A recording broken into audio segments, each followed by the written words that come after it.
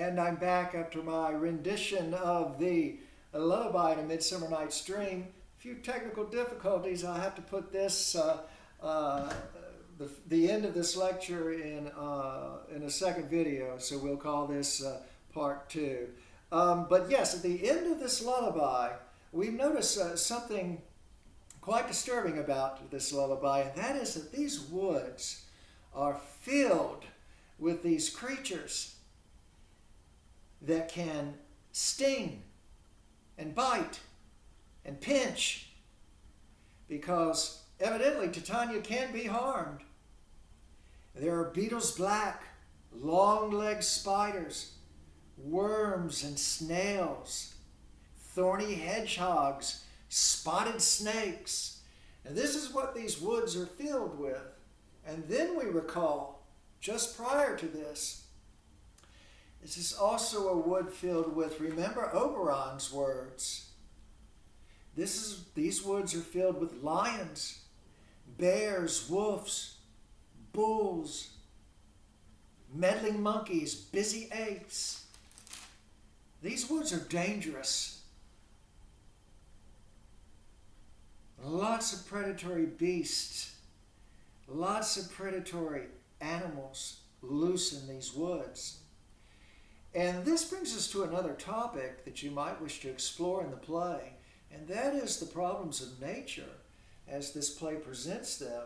And again, you could write about this topic separately, or it's closely associated with this idea of romantic love, the romantic view of romantic desire, because romantics, remember, believe that the universe was created by a conscious, intelligent being, and on the side of good, and what this being created was good.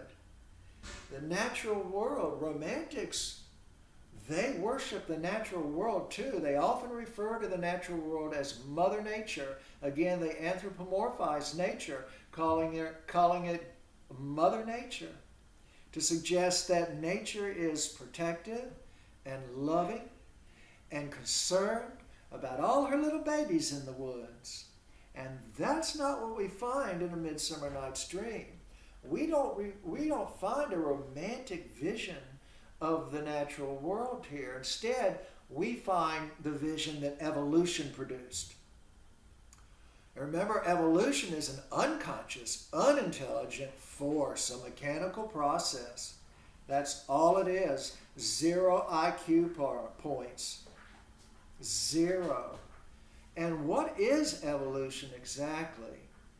What is its purpose? If you could call it a purpose, it really doesn't have a purpose in the sense that an intelligent design. It's an unintelligent process that unfolded. And what it created basically, essentially, were all these conscious feeling organisms. And if you count again the insects, trillions of them on the planet. All these conscious feeling organisms that have to consume because they're born addicted. They're born in these states of dissatisfaction. It's what motivates them to act. And so they have to consume. They have to eat in order to avoid the harm. It's not that they're thinking about surviving, because animals and insects, fishies and birds, reptiles, they're not smart enough to understand the concept of survival. The only reason that they are motivated is to avoid pain. Their bellies are getting hungry. That's why they consume. And the problem is, they're addicted. There's no way to avoid it. They have to escape the whip. And they're living on an island planet where there's only so much to go around, so much pie to go around. The resources are limited.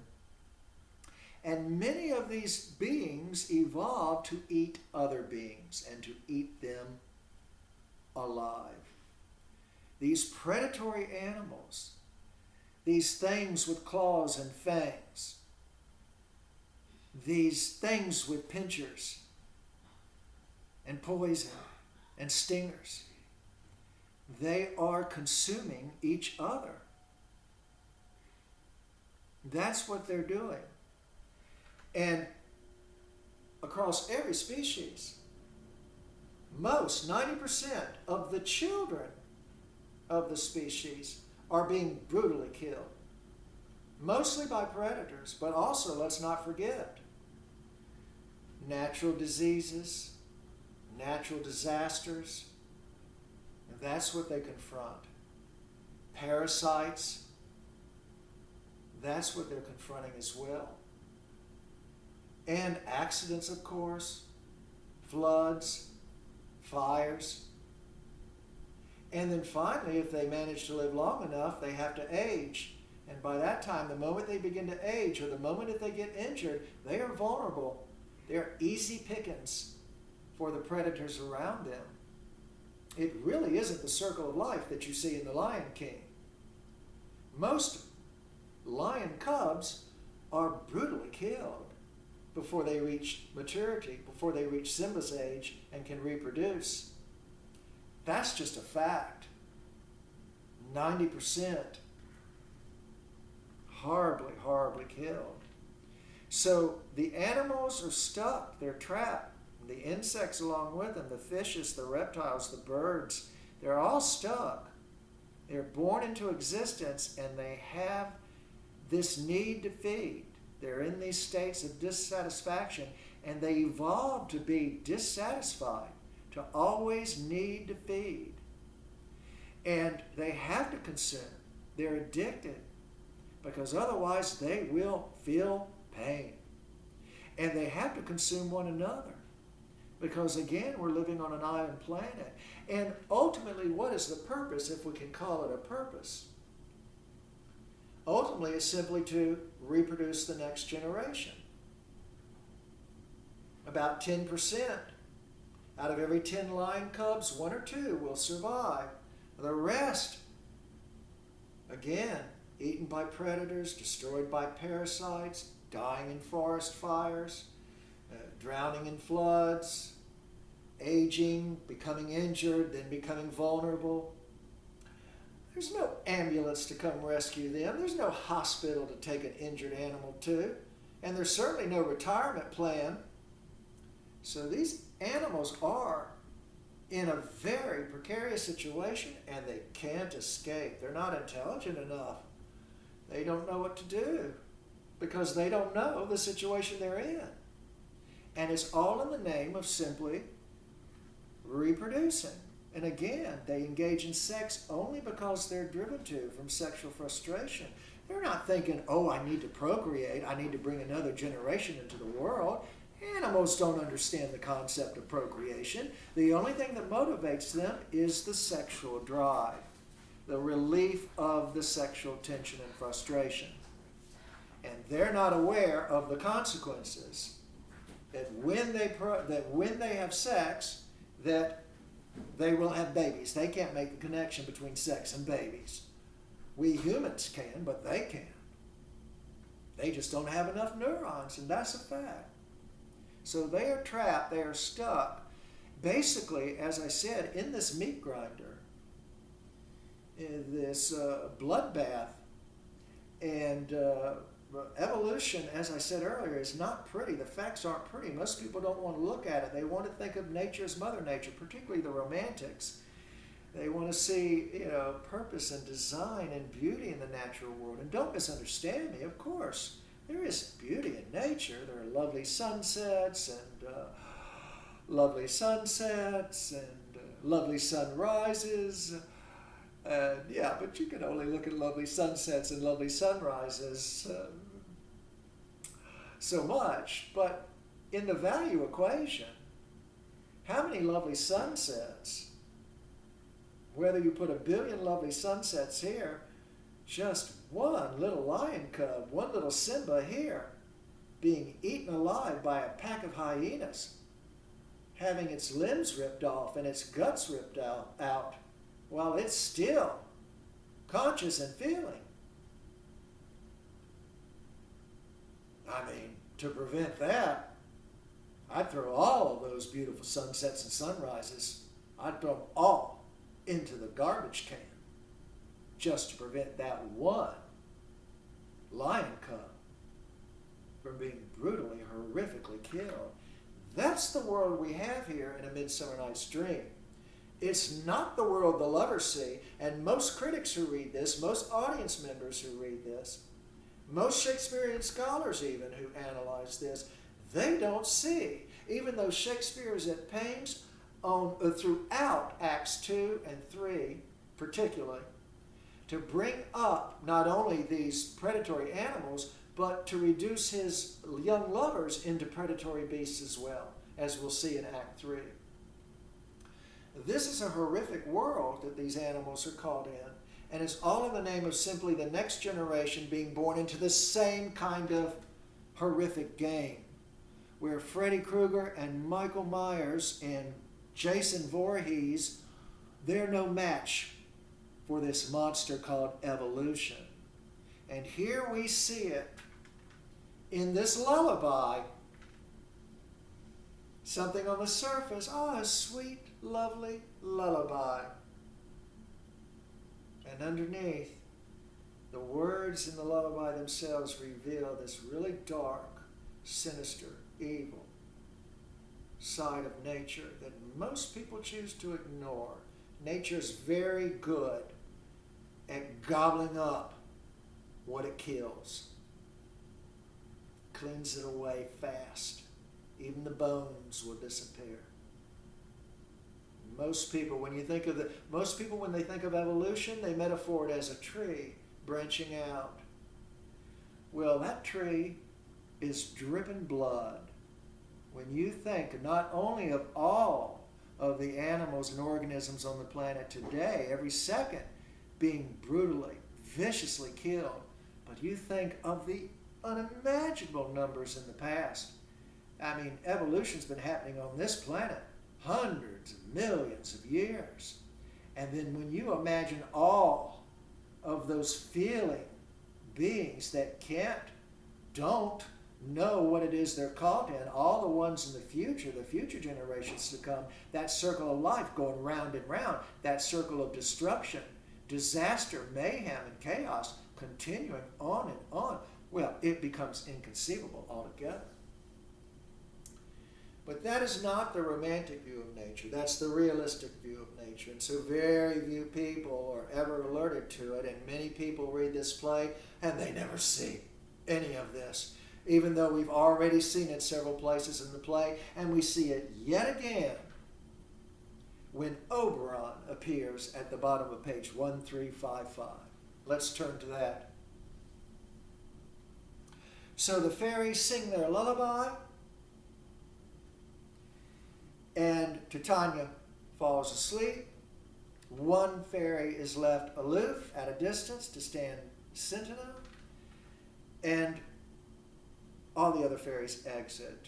And that's when Oberon enters with the magical flower, with the juice from the flower, which he is going to squeeze on Titania's eyelids while she is asleep and vulnerable. He is going to retaliate while she is asleep, while she is helpless. And look what he says here at the bottom of this page. Again, I'm on page 1355, Act 2, Scene 2, and I'm at line 27. He whispers to his queen as she's sleeping, and he says, "What thou seest when thou dost wake, do it for thy true love take. Love and languish for his sake. Be it ounce or cat or bear, pard or boar with bristled hair. In thy eye that shall appear when thou wakest, it is thy dear. Wake when some vile thing is near."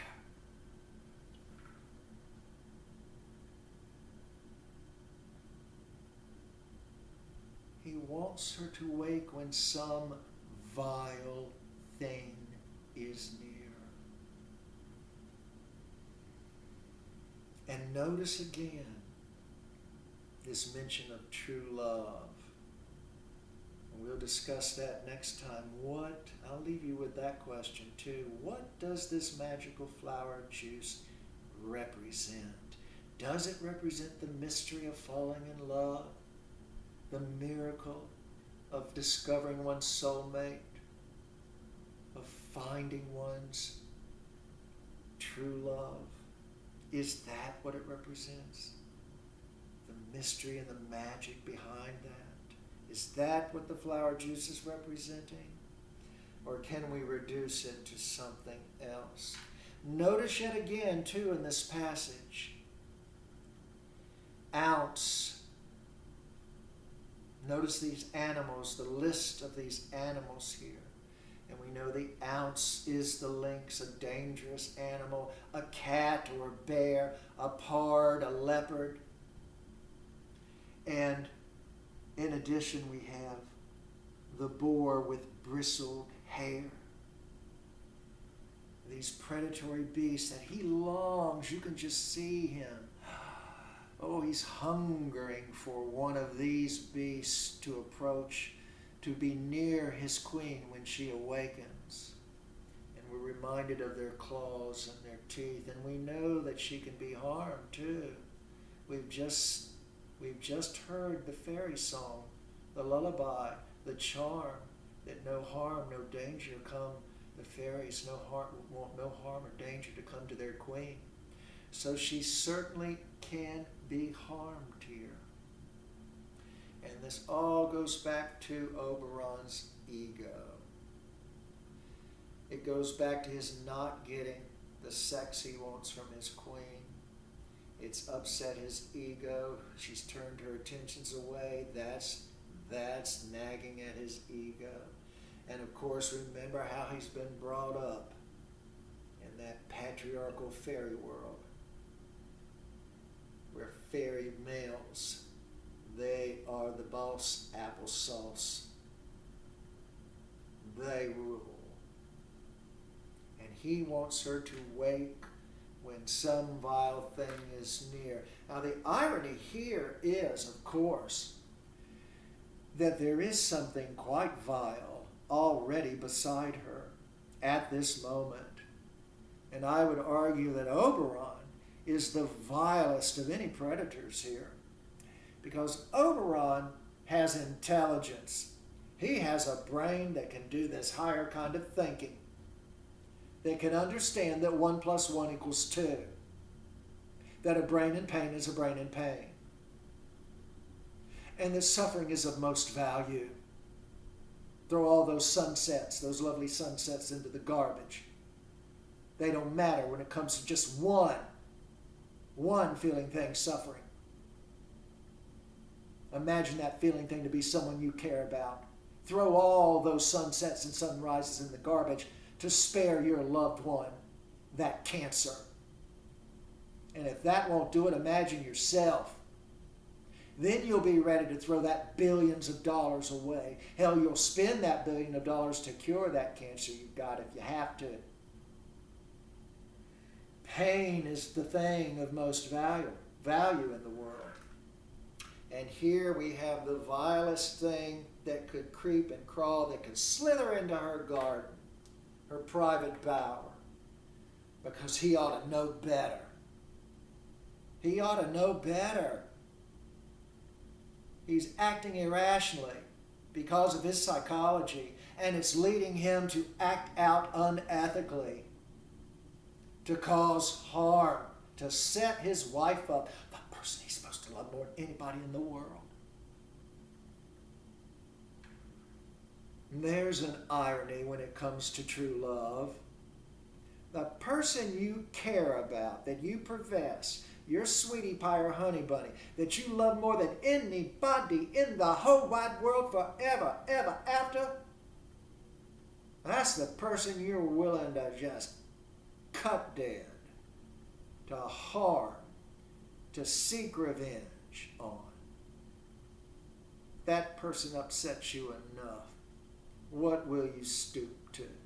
And you got to be careful these days, don't you?